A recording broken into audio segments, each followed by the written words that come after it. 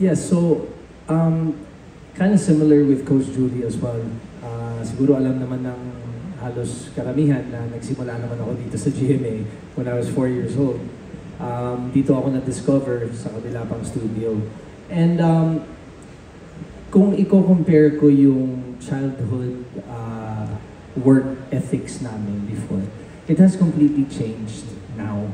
Kasi now, alam naman natin dito sa Pilipinas, tayo isa sa pinakamagagaling na mga awit pero magaling din mangopya ng mga ibang artists abroad.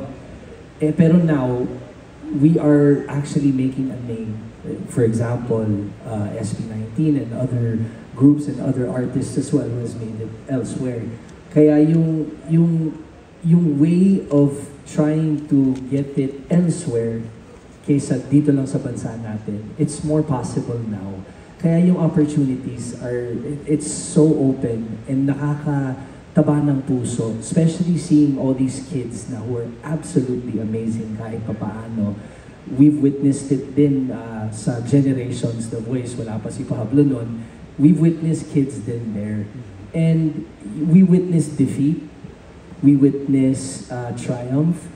Lahat kasi it's a roller coaster ride. Kaya yung work ethic, yung mga natutunan namin bilang kung paano kami mag-survive ika nga sa industriyang to, because it becomes pretty cruel kahit anong edad.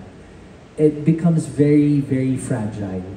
Kaya itong mga bata, sana they become an inspiration to a lot of people sa manunood ng programang to. Hindi lang dahil nagsimula kami, bata pa kami. Kasi no matter what age, you can start anything, di ba? Kasi pangarap to ng tao.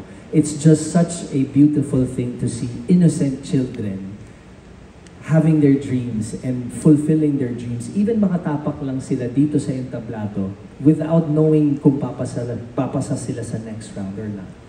Just the experience pa lang, it's a lifetime core memory.